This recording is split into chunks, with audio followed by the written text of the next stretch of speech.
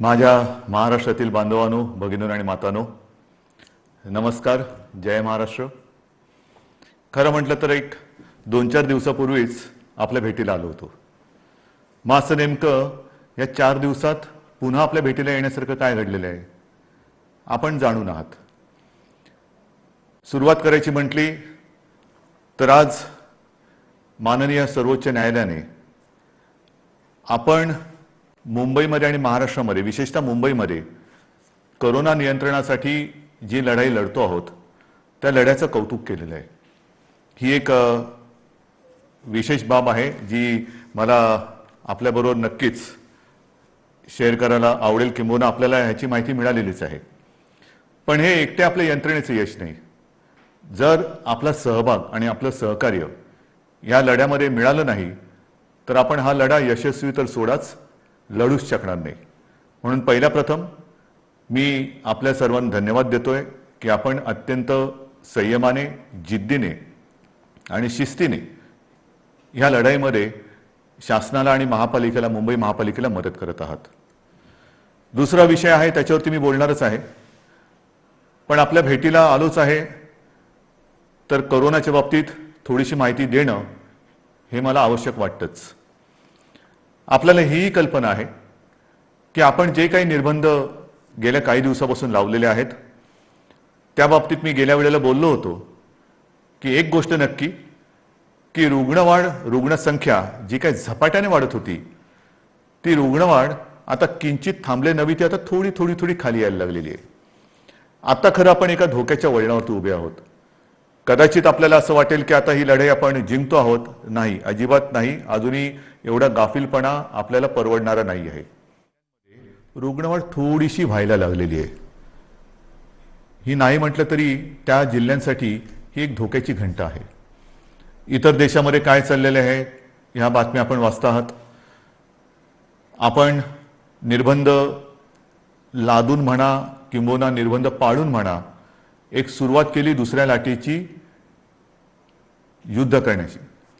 आता इतर राज्य लॉकडाऊन करतायत, काही प्रमाणामध्ये आपल्यासारखेच निर्बंध टाकतायत.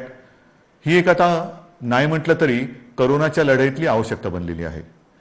आज मी आपल्याशी बोलताना हे एक दिलासादायक चित्र आपल्याला सांगत असतानाच आणखीन एक बातमी जी आलेली आहे की देशात, जे मी गेल्या वेळेला आपल्याला बोललो होतो आणि आपण त्याची तयारी गेल्या महिन्यापासून करतो आहोत, ते म्हणजे आता केंद्र सरकारच्या विज्ञान विषयक सल्लागारांनी एक इशारा दिलेला आहे की देशामध्ये तिसरी लाट येते आहे, सावध राहा. सावध राहा म्हणजे काय करायचं तर नवीन काही नाही आहे, त्याच गोष्टी आपण काय करतो आहोत, सावध काय राहतो आहोत.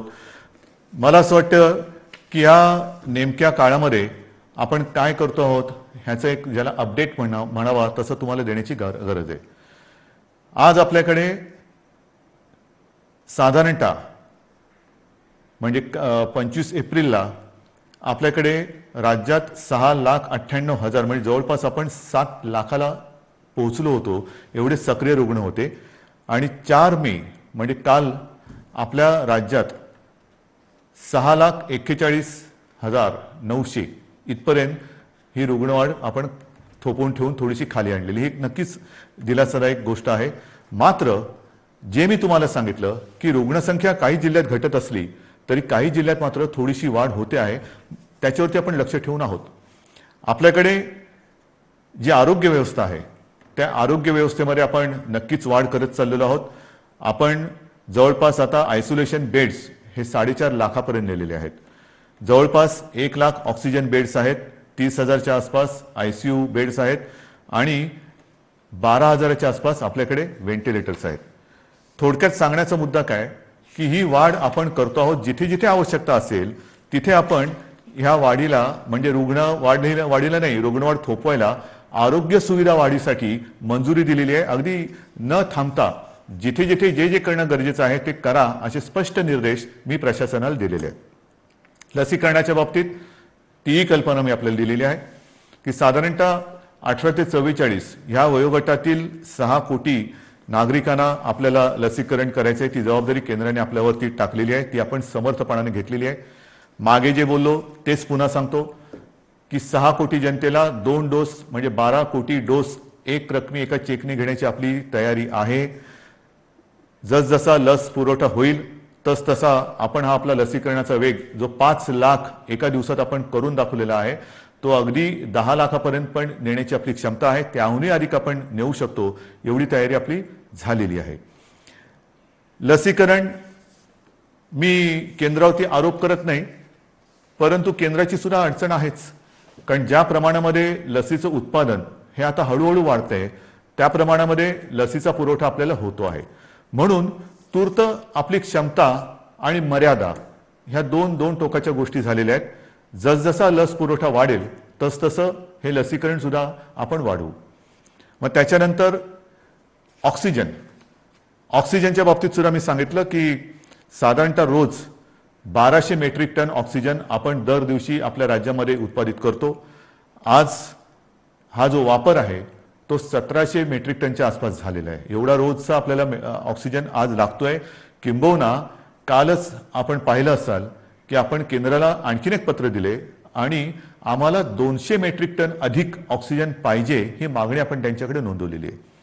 1200 मेट्रिक टन हा आपल्या राज्यात उत्पादित होणारा ऑक्सिजन आणि त्याच्यावरचा 500 मेट्रिक टन ऑक्सिजन आहे तो केंद्र सरकार आपल्याला इथून तिथून राज्यातून बाहेरच्या राज्यातून नेण्यासाठी किंवा देण्यासाठी त्यांनी आपल्याला एक परवानगी दिलेली किंवा मंजुरी दिलेली आहे। हे झालं आजचं चित्र।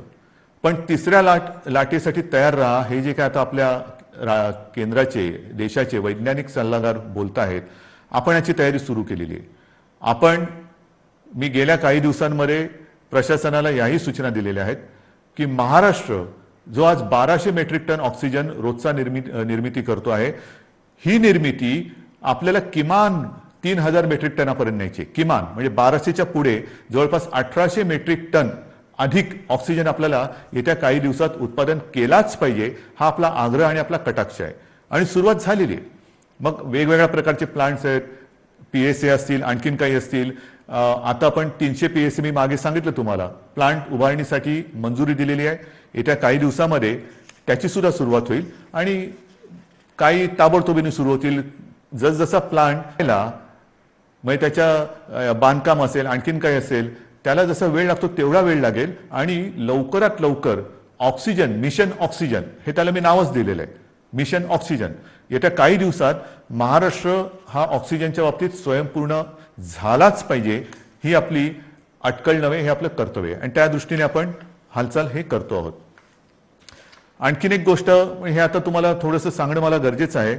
रेमडेसिवीरच्या बाबतीत मी तुम्हाला सांगितलेलं आहे, हळूवारपणाने केंद्र आपल्याला जो कोटा त्यांनी दिलेला आहे त्याच्यात हळूवार वाढ होते आहे। अजूनही पूर्ण जेवढी आवश्यकता आहे तिथपर्यंत आपण पोहोचलेलो नाही, पण हळूवारपणाने त्याच्यात थोडी प्रगती होते आहे आणि रेमडेसिवीरचा पुरवठा हा आवश्यकतेनुसार आपण प्रत्येक जिल्ह्याला करतो आहोत।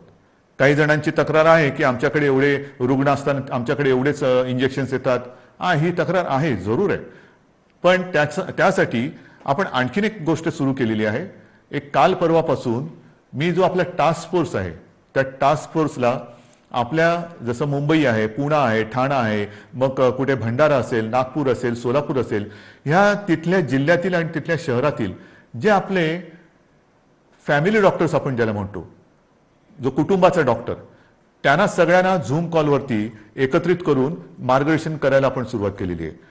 काय करायचं, आपल्याकडे रुग्ण आल्यानंतर त्याला कोविड झालाय तर घरातल्या घरात म्हणजे आपण म्हणतो ना की आवश्यकता नसेल तर हॉस्पिटलमध्ये येण्याची गरज नाही, पण आवश्यकता असेल तर हॉस्पिटलमध्ये त्वरित आलं पाहिजे। मग हे नेमकं जो काही एक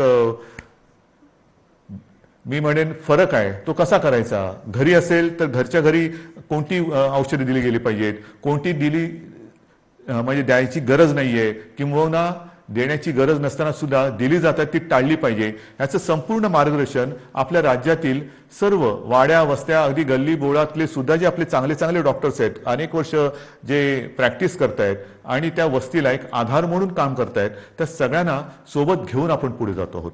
रेमडेसिवीर असेल, अगदी इतर काही गोष्टी असतील, या सगळ्या बाबतीत आपण स्वयंपूर्ण होण्याच्या दृष्टीने वाटचाल करतो आहोत की जेणेकरून दुसरी लाट तर लवकर थोपवायची आहेच, पण तिसरी लाट सुद्धा जर का आली तर तिचा घातक दुष्परिणाम आपल्या राज्यावरती होऊ द्यायचा नाही हा चंग बांधून आपलं महाराष्ट्र सरकार काम करत आहे. हे झालं एक कोरोनाच्या बाबतीतचं. मग दुसरा मुद्दा आहे तो साहजिकच आहे. जसा पहिला मुद्दा मी सांगितला की सुप्रीम कोर्टाने आज मुंबई महापालिकेच्या लढाईचं कौतुक केलेलं आहे, तसंच ही लढाई आपण लढत असताना ही जिकराची लढाई, जीवावरती बेतलेले संकट आहे, अगदी देशात हाहाकार झालेला आहे आणि अशी ही लढाई आपण जिद्दीने लढत असतानाच एक सुप्रीम कोर्टाने आणखीन एक निर्णय दिलेला आहे, तो मात्र थोडासा निराशाजनक आहे. बरोबर आहे, मराठा आरक्षण. मराठा आरक्षणाची ही लढाई आपण न्यायालयाच्या माध्यमातून न्यायालयाकडे आपण न्यायालयात लढत होतो. आपल्याला सर्वांना कल्पना आहे की काही वर्षांपूर्वी आपल्या विधिमंडळामध्ये सर्व पक्षांनी, म्हणजे तेव्हा तर शिवसेना आणि भारतीय जनता पक्षाची युतीच सत्तेमध्ये होती आणि विरोधी पक्ष म्हणजे जे आज आपले सहकारी आहेत काँग्रेस आणि राष्ट्रवादी, ह्या राज्यातील प्रमुख 4 पक्षांनी आणि इतर सर्वांनी एकमुखी एकमताने मराठा समाजाला आरक्षण देण्याचा कायदा पास केला. तो मंजूर केला. मग त्याला आव्हान दिलं गेलं. उच्च न्यायालयामध्ये आपण ही लढाई जिंकलो. त्याला आव्हान दिलं गेलं. मग सर्वोच्च न्यायालयात ही लढाई गेली. सर्वोच्च न्यायालयात ही लढाई आपण लढलो आणि दुर्दैवाने आज हा निराशाजनक निकाल ह्या अगदी लढाईच्या ऐन भरामध्ये आलेला आहे. नेमकं काय झालं? जे काही एक ढोबळमानाने निकाल आलेला आहे, कारण आता निकालपत्र ते आता हाती आलेले, त्याच्यावरती आणखीन डिटेलमध्ये काम सुरू आहे, त्याचा अभ्यास सुरू आहे. पण सर्वानुमते एकमुखाने घेतलेला हा निर्णय सुप्रीम कोर्टाने त्याच्या विरोधात निकाल दिलेला आहे. मग असं कोणीतरी म्हणालं की आम्ही जे उच्च न्यायालयात जिंकलो ते सुप्रीम कोर्टात तुम्ही हरलात, तुम्हाला लढताच आलं नाही. नाही, असं अजिबात नाहीये. ज्या वकिलांनी आपल्याला उच्च न्यायालयामध्ये विजय प्राप्त करून दिला, बाजू मांडली, यशस्वीपणाने मांडली, तेच वकील त्याच्यात कुठेही बदल न करता किंवा त्यांच्यात अधिक काही वकिलांची आपण त्यांना मदत देऊन ही लढाई आपण अत्यंत योग्यपणाने, समर्थपणाने सर्वांचं मत एकत्र घेत आपण ही लढलो आहे. पदरी निराशा आलेली आहे, पण निराश झालो किंबहुना निराश झाला तर तो महाराष्ट्र कसला. मी खास करून मराठा समाजाला एक वेगळ्या दृष्टीने धन्यवाद देतो आहे की त्यांनी फार समंजसपणाने हा निर्णय जो आहे हा ऐकलेला आहे. कुठेही थैथयाट केला नाही, आदळआपट केली नाही. त्याच्याबद्दल मी तमाम माझ्या मराठा समाजातील माता भगिनींना, बांधवांना हात जोडून धन्यवाद देतो आहे. आणि त्यांच्या नेत्यांनी सुद्धा मी विशेष उल्लेख करेन, छत्रपती संभाजीराजे यांनी सुद्धा अत्यंत समंजस्याने आपली प्रतिक्रिया दिलेली आहे. हे दिवस लढाईचे नाहीयेत, निदान आपल्या तरी नाहीयेत, कारण सरकार आणि आपली भूमिका एक आहे. जर सरकार या निर्णयाच्या म्हणजे आरक्षणाच्या विरोधात असतं तर लढाई मी समजू शकत असतो, पण सरकार आपल्यासाठी लढतंय, आपली बाजू मजबूतीने सुप्रीम कोर्टात मांडते किंवा ती मांडली, आणि तरी सुद्धा हा एक निराशाजनक निर्णय आल्यानंतर मला असं वाटतं अजूनही लढाई संपलेली नाहीये. कारण लढाई केव्हा संपते, सगळं काही अंधार पसरतो तेव्हा. आज माननीय सर्वोच्च न्यायालयाने आपल्याला हा निकाल देत असताना म्हणजे त्यांनी सांगितलं की हा तुमचा अधिकारच नाहीये. जे एक कमिशन, गायकवाड कमिशन आपण नेमलं होतं, त्याच्या शिफारसी सुद्धा त्यांनी सांगितलं की त्या सुद्धा त्यांनी बाजूला ठेवलेल्या आहेत. मग काय करायचं नेमकं? आता काय करणार तुम्ही म्हणता ही लढाई संपलेली नाही. मग सर्वोच्च न्यायालयाने निकाल दिल्यानंतर सुद्धा पुढे काय? आता पुढे आहे सर्वोच्च न्यायालयाने निकाल देताना मला असं वाटतं पुढचा मार्ग दाखवलेला आहे की कुठे न्याय मिळेल आपल्याला, हे सर्वोच्च न्यायालयाने दाखवलेलं आहे. कारण सर्वोच्च न्यायालयाने सांगितलं की आरक्षण देणं, मग बाकीचे किचकटपणात मी जात नाहीये. अशोकरावांनी अत्यंत व्यवस्थितपणाने दुपारी पत्रकार परिषद घेऊन एक व्यवस्थित बाजू मांडलेली आहे, कारण त्यांनी या विषयावरती गाढा अभ्यास केलेला आहे. गेले काही महिने, 1-1.5 वर्ष माननीय अशोकरावांनी किती बैठका याच्यासाठी घेतल्या असतील, किती जणांशी बोलले असतील, किती जणांशी चर्चा केली असेल, हे त्यांनाच माहिती. आणि त्यांनी आज दुपारी अत्यंत व्यवस्थित समर्पक शब्दामध्ये जे काही आरोप प्रत्यारोप असतील त्याला उत्तरं दिलेली आहेत आणि आपली बाजू सुद्धा व्यवस्थित मांडलेली आहे, ती आपल्यासमोर आलेली आहे. म्हणून मी ते परत त्याच्यात बोलणार नाहीये. पण सर्वोच्च न्यायालयाने जे सांगितलं की हा निर्णय घेण्याचा अधिकार हा राज्य सरकारचा नाही, मग कोणाचा आहे तर हा अधिकार केंद्र सरकारचा आणि माननीय राष्ट्रपतींचा आहे. हा एक मोठा मार्ग त्यांनी दाखवलेला आहे. आणि म्हणून माझी जी पहिली प्रतिक्रिया आपल्यासमोर आलेली आहे त्या प्रतिक्रियेत मी म्हटलं की एका प्रकारे सर्वोच्च न्यायालयाने हा निकाल देताना आपल्याला वेगळं मार्गदर्शन केलेलं आहे की कुठे न्याय मिळेल. त्याच वेळेला मी म्हटलेलं आहे की केंद्र सरकारला म्हणजे माननीय पंतप्रधान आणि माननीय राष्ट्रपती यांना मी हात जोडून विनंती करतो आहे की आता हा अधिकार आपला आहे हे सर्वोच्च न्यायालयाने सांगितलेलं आहे. आपण 370 कलम काश्मीरचं हटवताना जी हिंमत दाखवली तीच हिंमत आणि तीच संवेदनशीलता आम्हाला आत्ता पाहिजे.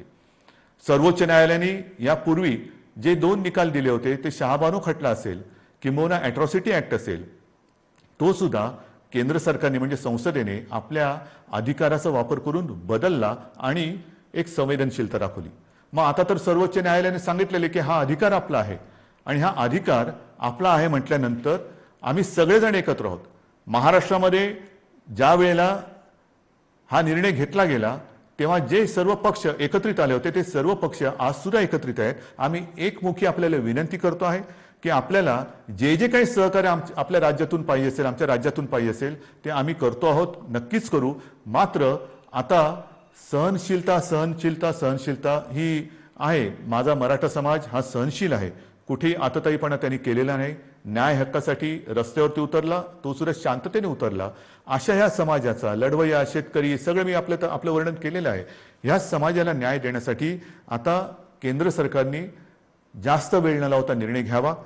मी आपल्या माध्यमातून माननीय राष्ट्रपतींना आणि माननीय पंतप्रधानांना विनंती करतोच आहे, पण उद्या अधिकृत पत्र सुद्धा मी त्यांना देतो आहे.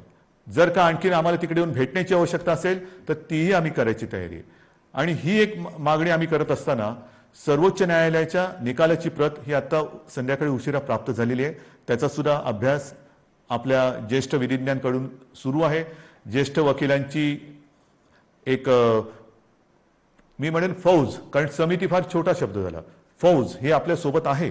त्यांच्यासोबत आजपर्यंत सुद्धा विचारविनिमय केलेला आहे. आता मात्र सर्वोच्च न्यायालयाची ही प्रत प्राप्त झाल्यानंतर त्याचा अभ्यास सुरू झालेला आहे. त्याच्यात आणखीन काही मार्ग दाखवलेत का तेही बघतो. त्याच्यानंतर नेमकं निकालामध्ये म्हटलेलं काय आहे, आपल्या मर्यादा काय आहेत तेही आपण बघतो आहोत. मात्र पुन्हा एकदा मी सांगेन की जो मार्ग सर्वोच्च न्यायालयाने दाखवलेला आहे या निर्णयाच्या बाबतीत केंद्र सरकारच्या अधिकारावरती त्यांनी मी म्हणेन एका अर्थी शिक्कामोर्तबच केलेलं की हा तुमचा अधिकार आहे. आता मला केंद्र सरकारचा अधिकार पाहिजे, कारण आम्ही सर्व पक्ष एकत्र आहोत.